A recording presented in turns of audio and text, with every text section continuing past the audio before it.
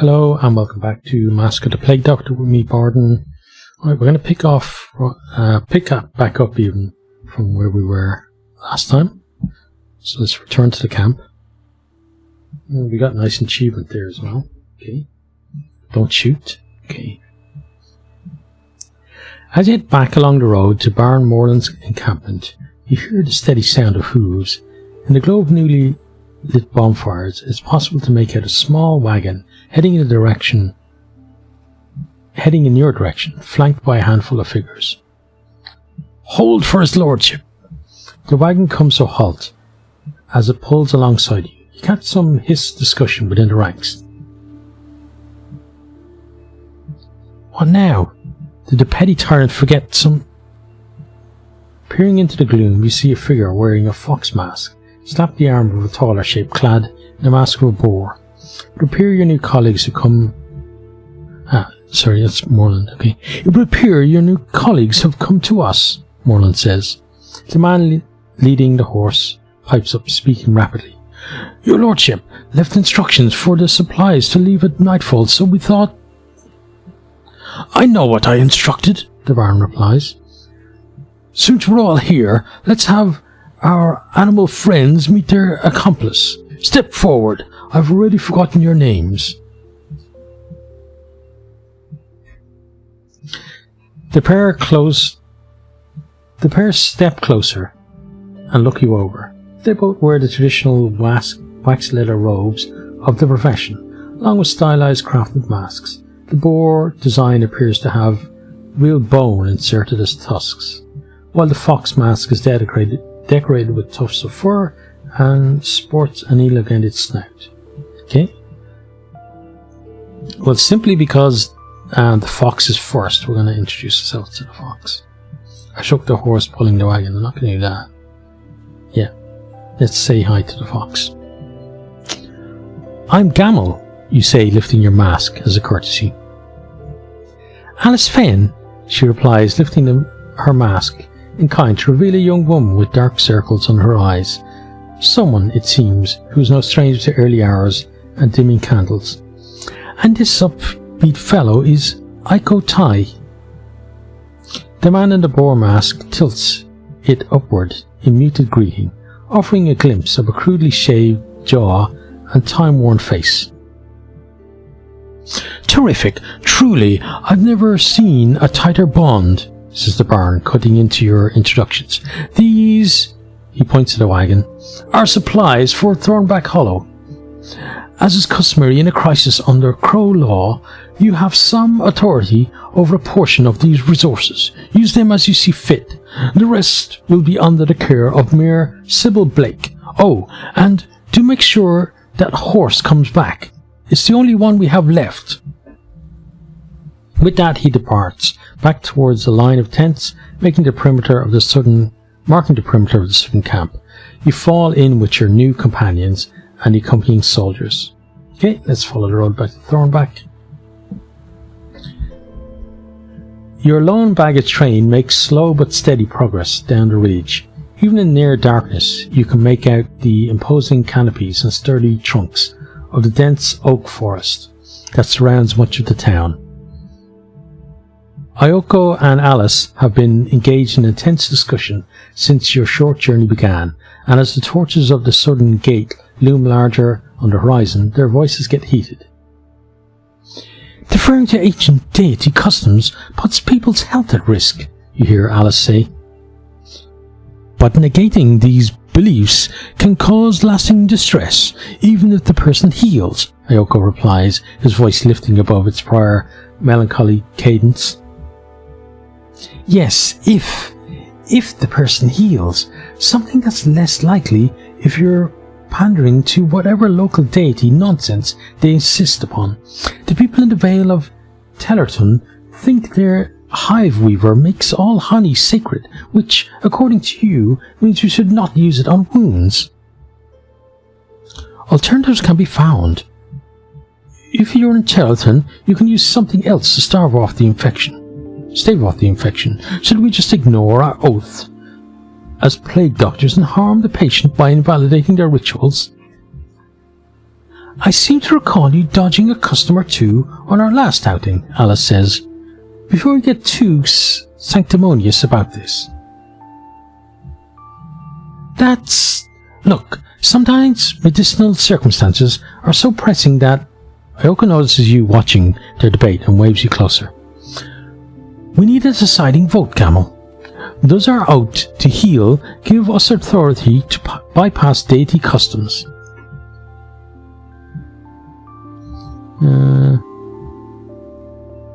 Right, so we're not particularly religious. So we're kind of leaning towards Alice's point of view here. Respecting deity. So Ayoko's side, I don't think I'm going to take that. Seem to get blamed no matter what they do.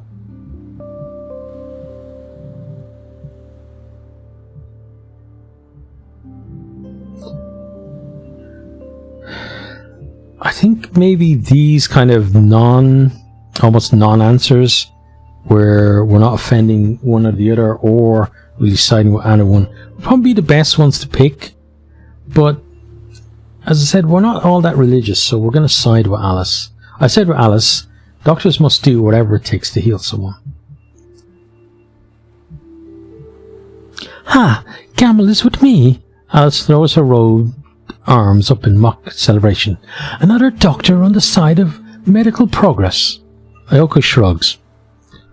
Alright, but neither of you better come running to me for stitches when you try to rob an unholy substance on someone and get a knife for your efforts. I know better than to ask you for a favour, Alice says, laughing. The argumentative tone has vanished, and it's clear that there are no hard feelings between these two.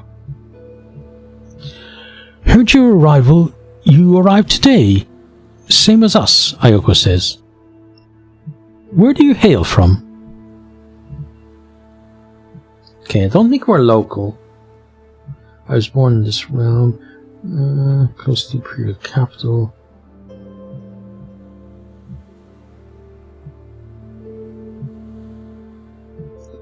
Okay, so we know that according to our background in terms of being apprenticed to a what was it?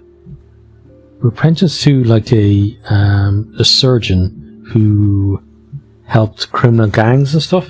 So I'd say that we were born in this realm close to the imperial capital. Would make the most sense, given that. I had an inkling, Alice says. The accent, plus you have that look about you. You exchange some anecdotes about your upbringing to pass the time, before the conversation turns to Thornback Hollow. What did the Baron tell you about this assignment? Was it that line about getting a spot on the Fellowship of Royal Physicians? Yoko asks, leaning in to keep your conversation out of earshot of the escorting soldiers. When he confirmed this to be the case, the surgeon curses to himself. I bet he told you that nonsense about his family coat of arms too. Look, the fact is, we're being sent here to fulfill Morland's obligation to the crown. An outbreak of plague means sending in the doctors. He doesn't expect success. When we fail, we'll suffer the same fate as the rest of this sorry town. The soldier leading the wagon calls the horse to a halt. Thornback Hollow's southern gates stand tall before you, flanked by imposing walls. Unease hangs in the air. The horse sways in its harness and stamps on at the ground, as if attempting to squirm away. Credentials are exchanged between your escorts and the gatehouse guards, and with a slow, mechanical grind, the gates of the town swing open. Okay, let's enter Thornback Hollow. Right, so we're on part 2, Sanctuary. Good. The streets of Thornback Hollow lie still beneath the night sky. Besides the creak of your cart's wheels, the thud of hooves on the earthen road, and the occasional bark from a distant dog, the town seems to be holding its breath. Even the gatehouse attendants who let you pass appear to have vanished behind their fortifications, gulped back by the lateness of the hour. On the western side of the road, you can just about make out the steady rise of a hill, and atop this barrow, the outlines of grand structures. To the east, a network of narrow streets flow into clusters of modest, tight-knit dwellings. You hold your robes closer against the advancing chill of a clear night, as the soldiers who accompanied you unload supplies from the wagon into the street. Ayoko and Alice are making short patrols around the nearby sacks, crates and barrels, most likely in a similar effort to stay warm. You direct a comment at the closest group of the Baron's guards.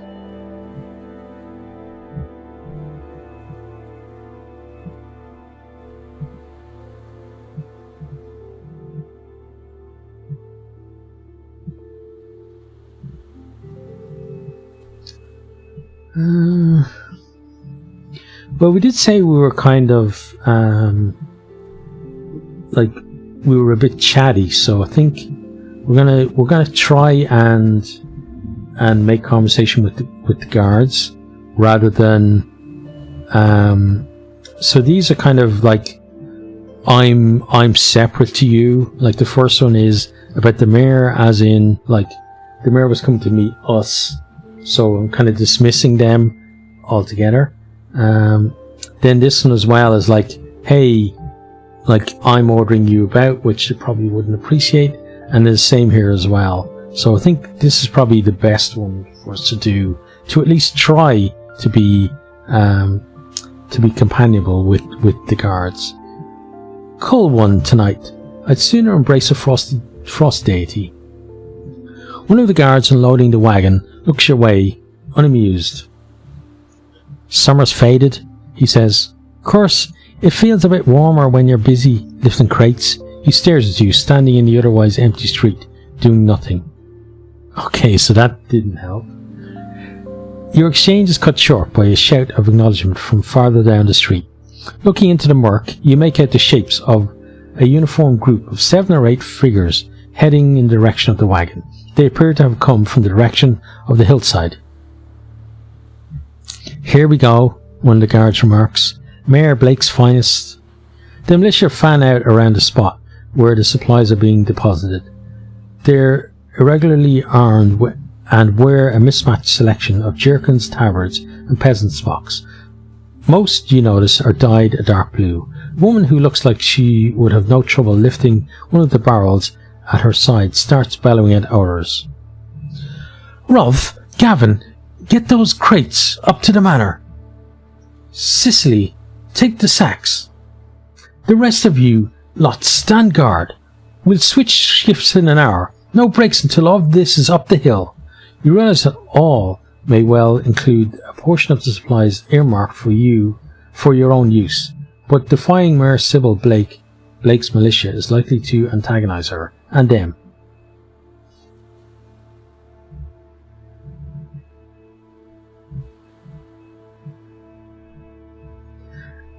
So we used verbal intimidation before, and it worked, but it was on a guy who was desperate, whereas I think she's probably more intimidating than us at this point.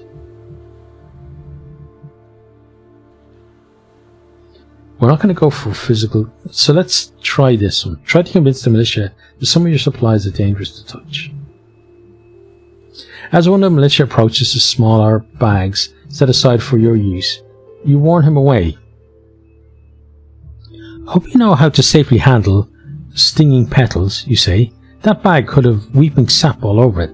Nasty stuff. Brings painful welts all over the skin. The man looks uneasy and turns to the muscular woman in charge. She has a skeptical expression as she takes a couple of massive strides over to your baggage.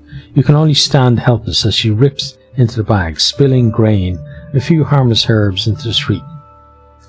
As I thought, feeble trickery. These supplies are safe. Take them all. You're able to salvage some of the spilled supplies and a few other scraps, but many of your resources are lost. The militia finished their task. Okay, so maybe we've got to be a bit sterner and hold our ground against the mayor at some point. You see the backs of the militia as they disappear into the night, making their way slowly back up the hill at the urging of their leader. Moreland's soldiers are leaving too, turning the empty cart around and heading back for Thornback Hollow's southern gate. You hear horse hooves cease as the towering entrance is cranked open, then the straining of rope and gears, and a final thud as it swings to a close. An unnatural quiet unfurls back over the street, deserted, save for 3 masked figures. You hoist the remaining supplies onto shoulders and underarms, then head down the main street in search of refuge. Move those weary legs. Faces dart away from windows as you pass by. A ragged urchin scoops up a cat and dashes down a side street. Wind disturbs the surface of the puddles around your feet. Somewhere to the east you hear the rhythmic creaking and banging of a door. Your colleagues are silent, fixed on carrying their supplies and their tired limbs along the street. As you round a curve in the road, the silhouette of a magnificent building looms into view, constructed around 2 gargantuan oak trunks. Its twin towers expand their canopies towards the night sky. Intricate panelling is interwoven with the natural growth of branches, twisted and curled around the building's exterior in a tight embrace. At the building's base, a small crowd is gathered. A man in a shabby grey robe and grey hood runs up to meet you. "The sage delivers you in our moment of need. Come quickly." "Hold a moment," you reply as the man moves to depart. "Who's the sage?" "The Sage of Oak, protector of Thornback Hollow." You look to Alice and Ayako. "Sounds like the local deity," Alice says with a slight shrug. "Is the sage not known to you?" the man asks, perplexed. Then, as if revisited by his purpose, he urges you to follow him. "There's not much time. He could fall at any moment." Wait, who are you? Who could fall? Where? Yeah, who could fall? What are you talking about? "Him!" The man points towards one of the building's towers. But the hour is too late for you to make anything out at this distance. When you look back, the robed figure is already several strides farther down the street, beckoning you in earnest. You find the dregs of vigour in your body, hoist your supplies on your shoulders, and pursue the robed man to the foot of the building. As the 4 of you push through the crowd, you follow the gaze up to one of the spiralling towers. There, at the edge of one of the decorative wooden protrusions, you can just about make out the shape of a lone figure in the moonlight. Your guide takes you beneath a grainy archway entrance, along a series of corridors, and points you to a staircase. "That'll take you to the roof. Abbot Quelm can guide you from there. We'll take care of your baggage. Hurry!" The stairs to the spire are old and long, and the 3 of you have to pause to catch your breath. When you finally reach the summit, your legs and lungs are burning. Ayako doubles over, taking deep gulps of air. You lean on the staircase wall next to Alice, the 2 of you steadying yourselves. Before you can recover, a hand reaches through the stairwell exit and grabs your arm. Exclaim in surprise. The owner of the hand exclaims in return and lets go abruptly. An elderly man, his green hood drawn back, appears around the corner of the wooden doorframe. "Doctors! A trio, no less. This is the fortune of the sage at work." He waves you out of the narrow stairwell onto the tower's open rooftop. The moment you step out of the doorway, wind whips at your robes, branches snake and curve their way around the building's parapet, and you hear a low rolling sound, like the creaking of a great ship. Suddenly, your feet feel even less steady than before. The old man is pointing at something with his wrinkled hand. Beyond the parapet edge, slumped in the nook, where a pair of branches cross, like the handles of farming shears, is a figure in a torn plain smock. "I'm Theobald Quelm," the elderly man says. "I fear we don't have much time. That man escaped from our infirmary this afternoon." "Is he afflicted by the sickness that prevents sleep?" asks Alice. Quelm nods. "We call it the waking death. That man has not slept for days." Approach the patient with caution. The three of you edge towards the parapet. As you get within a few feet of the patient, you can see that his clothing is hanging off a thin frame. His legs and knees are marked with a series of sores, no doubt from dragging his exhausted body up the staircase. He snaps upright and lets out a low wail, flapping his arms meekly in your direction. The sudden motion is enough to cause the branches supporting him to sway in alarming fashion. You look down towards the ground, where a torchlight from the gathered crowd provides a mirror of the stars above. A fall from this height would, without question, be fatal. The man's moaning starts to take the shape of words. "Creatures, let me leave." "Our masks," whispers Alice. "If he's trapped within a nightmare, they may be making it worse." Pull off my mask and launch into a speech with enough gusto to bring the man back to the parapet. Leave the mask on and encourage him to follow the mystic hallucinations to safety. Take off my mask, climb out on the branches and try to pull him in. With my mask off, diagnose his symptoms in an effort to calm him. Ooh, this is interesting. Okay. Let's see. We shall go with...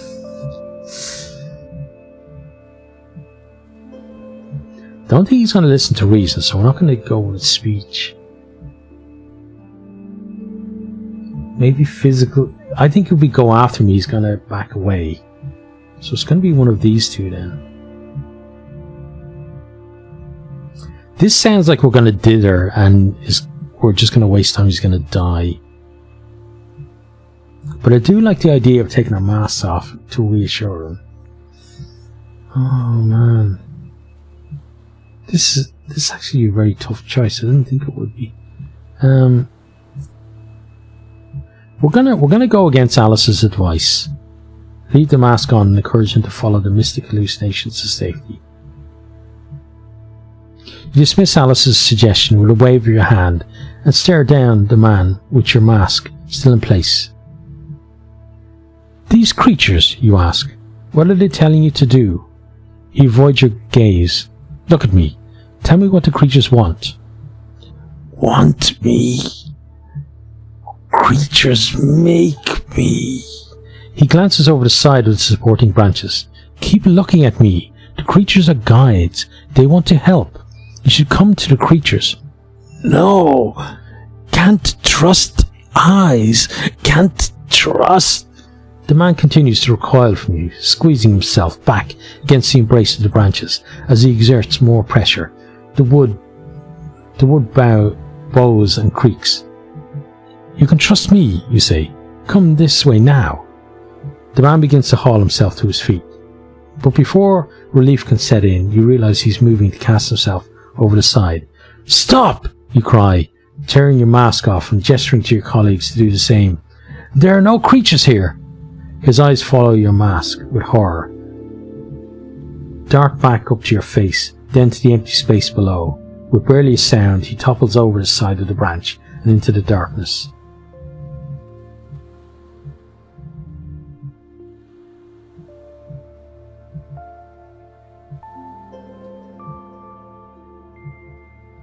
Repeat to yourself that you can't save everybody. "You did what you could." Oh, sorry, that was Alice. "You did what you could," Alice says, her mask up so you can see her face. No one could have expected more. You thank her as you share a brief embrace. Ioko stands with his back to you, looking out over Thornback Hollow. "Forgive me for being crass, but our departed friend had to land somewhere."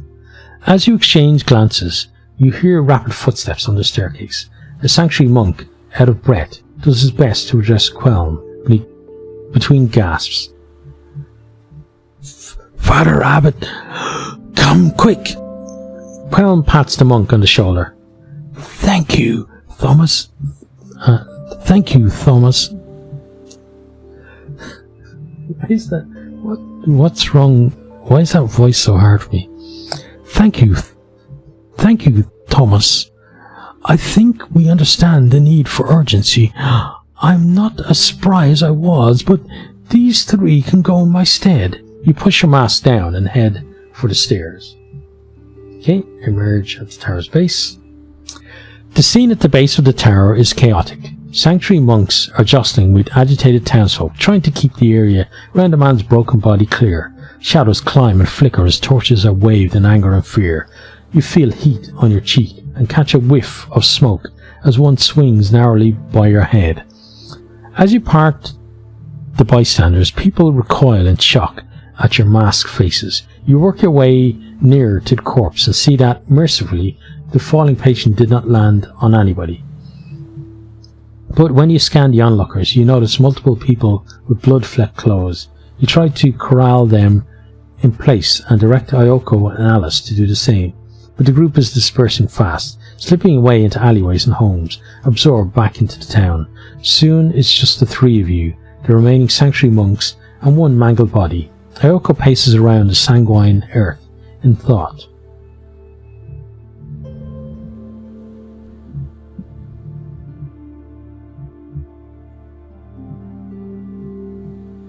We need to find those people. I've seen viscera spread infection. The three of us at this hour? Alice's fox mask moves as she shakes her head. Sorry, Gamel. You're right to be worried, but even if we knew these streets better, that would be an impossible task. We need to get this poor sod inside. If you can give me a proper chance to study the body, I might be able to learn something about his fate, Ayoko says, looking up from his pacing. Besides the obvious, I mean. The monks incline their heads as Quelm appears from beneath the sanctuary's entrance arch. A quick descent for an elderly man, you know. He bows his head in turn after surveying the scene. Poor Eustace, he says, looking back at you. He offers a consoling smile. After all this, you must be about ready to collapse. I'll show you to your quarters. You watch the sanctuary monks begin the grim work of getting the remains off the street, then following the abbot back inside. So follow Quelm to your quarters. But before we do that, what we're going to do is something I probably should have showed you last time is the stats here. So as we make decision, these stats are going to change. So we have talents, medical and otherwise. So physician, we're at 32%, surgeon 56%. That's mainly from our background. Then we've got mysticism. We're not really into mysticism. Presence, panache, and resilience. So presence would have been in terms of if we had stood up to the mayor. I think she probably would have by force of her personality browbeaten us anyway on that. Then we have our inclinations. So we apparently are ruthless. Oh, sorry. We are compassionate. We're 67% compassionate and only 33% ruthless, which is kind of in line with what we want to be. We said we want to be kind of more of a compassionate person. We're certainly more blasphemous than pious, and we expect that to maybe continue in that regard. We are more feudalist than populist. Okay, yeah. That's probably going to stay, maybe swing back and forth as we go. Principled and opportunistic is 50-50 as well. Jovial and dour are again 50-50. Okay. The Waking Death, sourcing the contagion, we're at 20%. Progress on cure, 20%. And spread of infection is 48%. So that's not good. We then have 30 supplies. Ascendant powers of Thornback Hollow. Order is 40%. Unrest is 60%. And crowd favor 50-50. Okay. And if we want, we can read a bit about that, but we won't do that at the moment. Let's return to the game. Right, so we'll have a look at the end then to see if we notice any major changes on that, you guys probably will be a bit better at that than me, because you will have the video to refer back to. Whereas for me, I'm just going to have to try to remember some of the major highlights of it. But okay, I'm going to take a sip of my tea, and then we are going to continue on.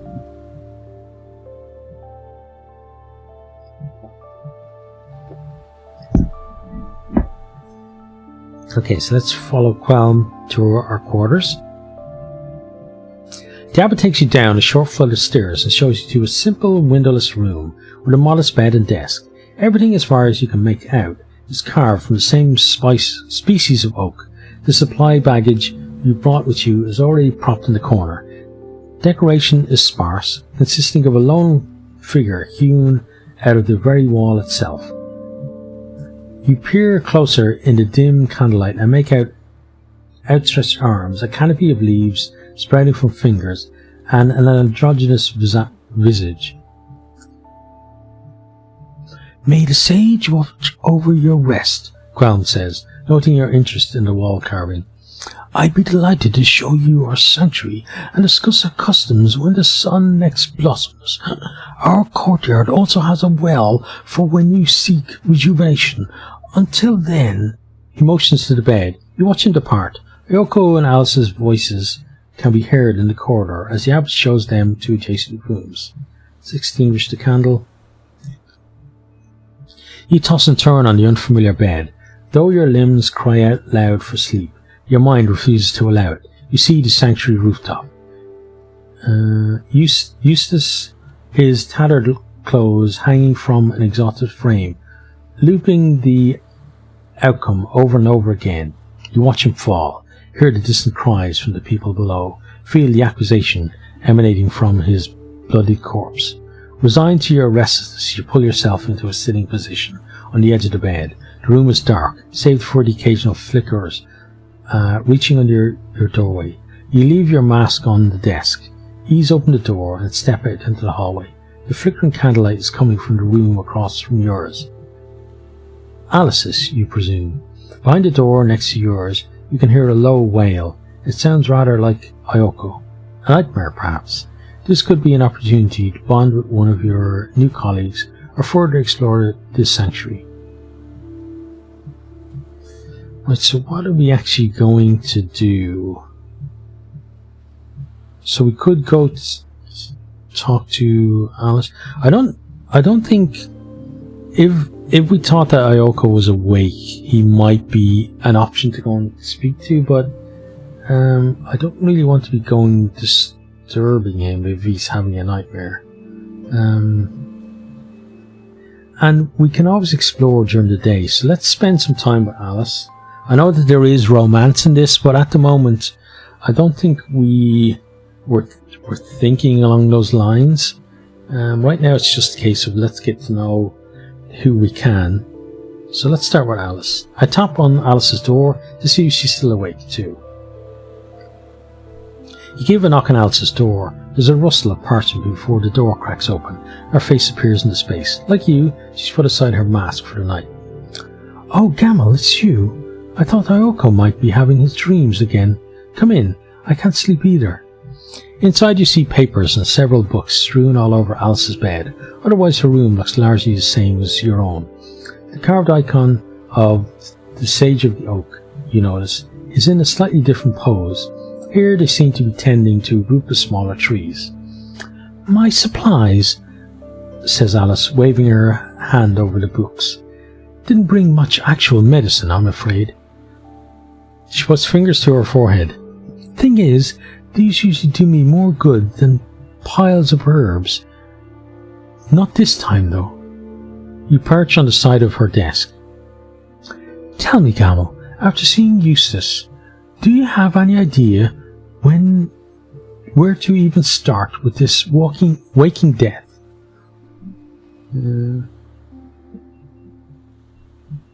Well, forget trusting deities. That's not us. Somebody else can do that. I think if we work together, we're bound to figure this out. Eustace is the norm. Okay, let's not do that one either. We need to trace it back to the source and work from there.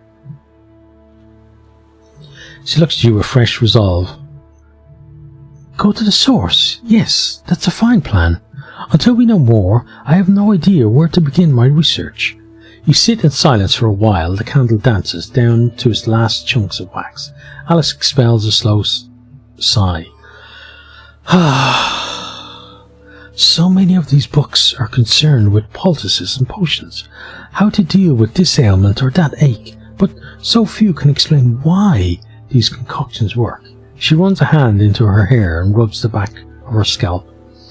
I know that vervain will soothe pain in the head.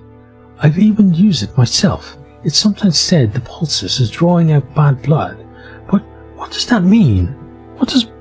When does blood go bad? Her head drops in frustration. If we cure the patient's problem, isn't that what counts, you ask? Alice shakes her head. It's important, but it's not enough. Until we understand how these medicines work, we're just throwing herbs in the air and hoping they land in a pattern we can follow. She leans down to pick up a book that has slipped onto the floor. When I was studying, so many student physicians were there because they'd lost someone. A parent had died, or they'd watched the whole village swept up by a pox. It was as if they wanted vengeance against disease. They wanted to conquer it, beat it into submission. She looks at the fox mask beside you on the desk. That's not my way. This isn't a war. It's a pursuit of knowledge. I want to understand this plague, not simply vanquish it. You nod. She moves over the bed, gathering up the pages and parchment into a more formal pile. It'll be daybreak before we know it. Better get some sleep. I just stand back up from the desk and make a move toward the door. Alice calls you back. Camel, she says. Saying these things out loud, I think it helps. Thank you for stopping by. You bid her a good night and head back to your own room. Snatch some sleep at last. The rest of the night passes without incident. You stretch awake in the sanctuary bed, happy to have found a proper place to rest. The memory of a pleasant dream touches your mind with soothing fingers, something about floating in clear water. As you try to reach the memory, it slips away. Looking across your mud-splattered boots and dusty robes, you recall the abbot's mention of a well. You appease your stomach with some unremarkable bread from your supplies, don your wolf mask, and head out in search of the sanctuary courtyard. The mid-morning sun warms your exposed arms as you step out from beneath the archway of a covered corridor.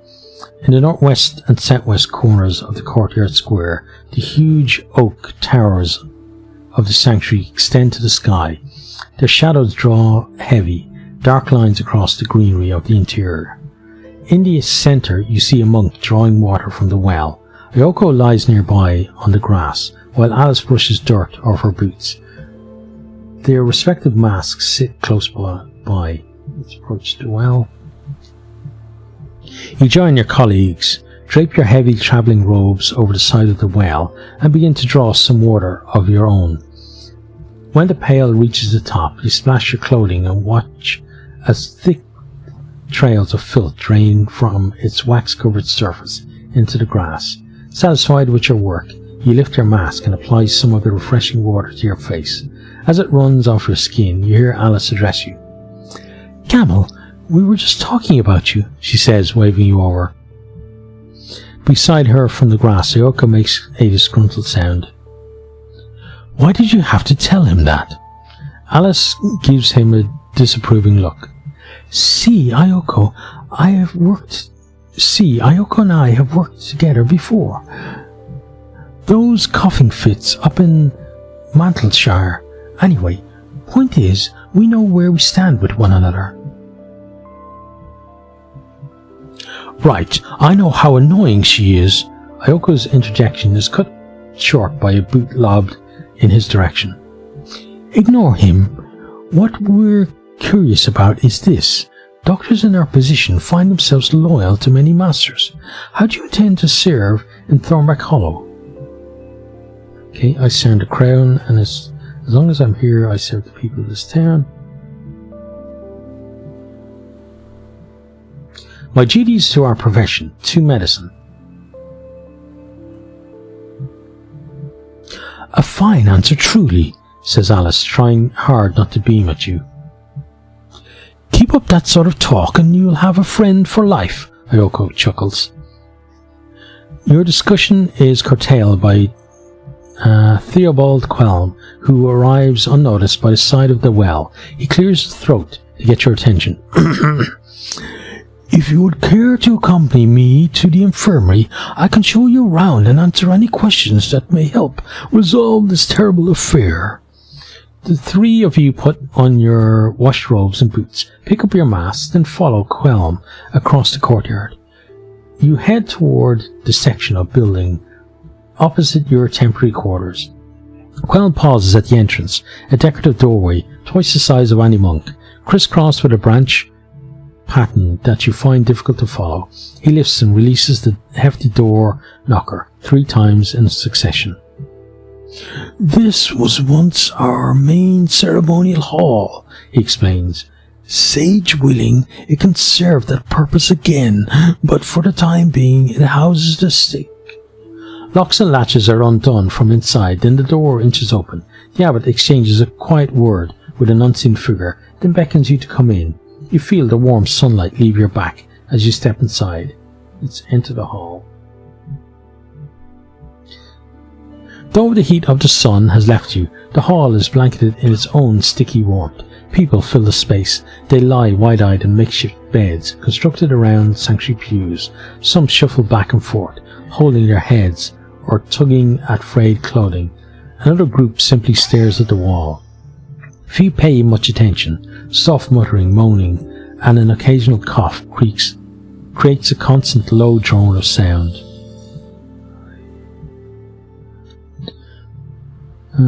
It's Quelm. We've given them a place to stay, but this plague robs them of all else, Quelm says with a sigh. We desperately need your assistance. You watch as a small number of monks, their faces obscured, save for their eyes, mingle with the patients. The stars have eyes. These attendants, Ayoko asks, have any caught the waking death? To my deep regret, yes, the abbot confirms. There, relax. Emilotta was returned to the soil 3 suns ago. The risk of tending to these shadowed by disease. He bows his head. She is missed. Ayoko looks grave. So in the right conditions it can spread. Sorry, I need to have a drink for a second. Okay.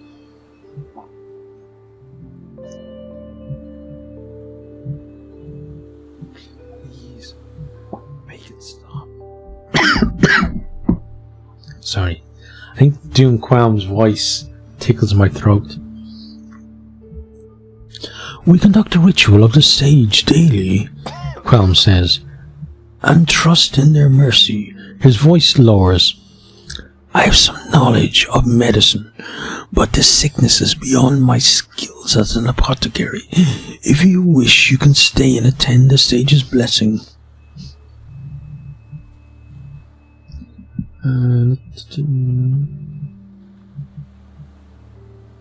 What have you observed in the behaviour of the sick? Much as you see before you, Quelm says with a gesture. Once taken by the waking death, a person never sleeps. They grow weaker. Their mind grows troubled and restless. Some are more restless than others. After 8 or 9 blossoms of the sun, they are usually too exhausted to move. Death comes soon after. He pauses. That is just what I have observed. This is untilled ground for us all.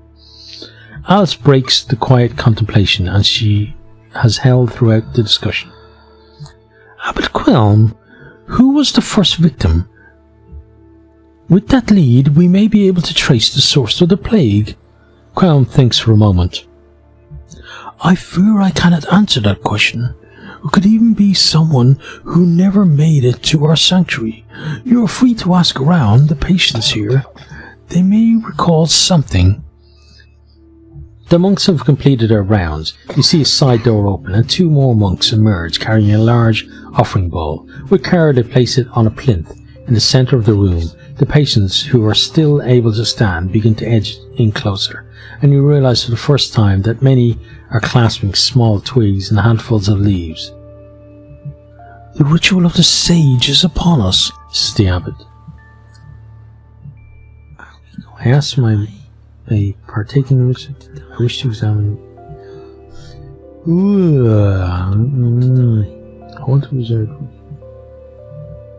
I want to question the patients, and although we're not religious, I think we have the presence of mind to at least be curious about what the rituals are and what the people's beliefs are. Because even if we don't believe it ourselves, we should still be aware of it. But we do want to examine the body as well. But we're going to do this first. As the abbot steps up to the plinth, you see the people part to let him by.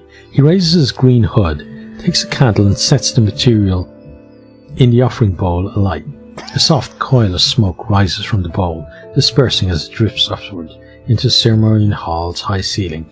This action is a signal for the chanting to increase in volume. You can now hear the words and voices all around you, resolute, soft, broken and cracked, take up the call. In our birth, we sprout from the sage's soil. In our life, we grow towards his majesty. In our death, hold us once more. Saplings of the sage, Quelm intones, come forth, unburden yourselves, turn suffering to ashes, and the sage will relieve your pain. You watch in silence as patients step up to the pyre and toss oaken fragments into the bowl. Some whisper their desires, others cry out for healing. As the ritual continues, you cast your eyes over the ceremonial hall. Most of its inhabitants are pressed around the plinth, but there are a scattering of others still laid out on pews or skulking in corners, too sick or perhaps lacking belief in the sage's salvation. This feels like an opportune time to ask some questions.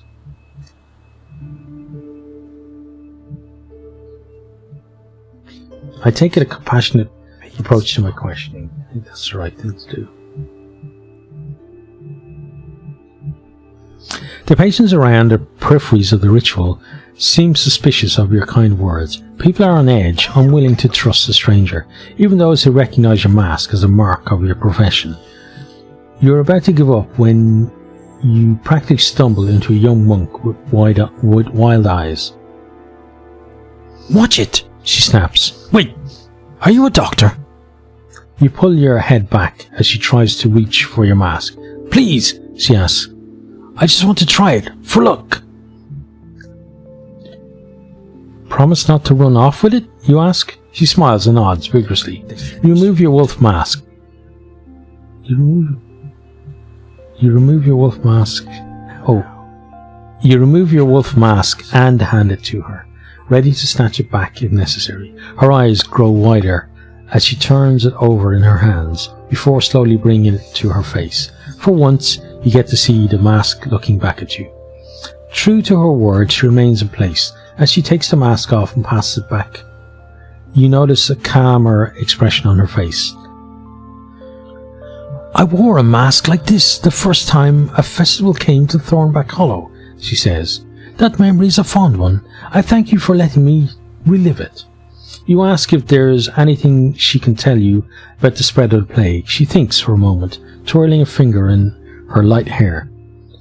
I don't know how much I believe it, but people have been blaming the illness on the tannery. Some of the labourers got sick, I think. Might even have been the first ones, she sighs. I'm afraid that's all I've learned. You thank her, and you part ways. Share what you've learned. Don't leave me alone. Oh, well, we got our first lead, apparently, according to her achievement. You reconvene with your colleagues and share what you just learned in the background. Oh, in the background, the ritual of the sage begins to wind down. We're all going to die. It's not much to go on, you say, but I think we need to at least look over the tannery building for signs of infection. Agreed, says Alice. One small problem, she adds. We don't know this town. A soft rustle of robes behind you makes you turn around. The now familiar face of the abbot smiles back. I can show you the way to the tannery, Quelm says. First, allow me to make a proposal. Okay, let's hear the abbot's request. You've had a little time inside our sanctuary, the abbot says. At the mayor's insistence, we have dedicated ourselves to caring for victims of the waking death. He holds his eyes on you. But we are failing. There will be a day, and it will come soon, when we do not have enough monks or enough resources to adequately cater to the needs of the sick. So what do you propose? Ayoko asks. You are scholars of medicine. Use our sanctuary as a base for your investigation and recruit any person of merit you encounter in Thornback Hollow to aid us. The abbot gestures below him. I will have the cellars cleared and prepared for your studies. Your rooms will be available for as long as you require them. You look at your colleagues and you each share nods of acceptance. Theobald Quelm clasps his hands in yours.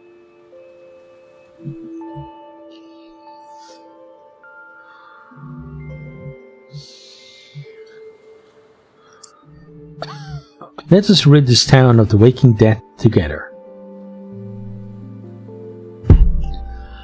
I'll stay here for the time being, says Ayoko. The abbot is right. He needs assistance tending to the sick. I'm afraid that means you'll be without my sunny disposition for a few hours.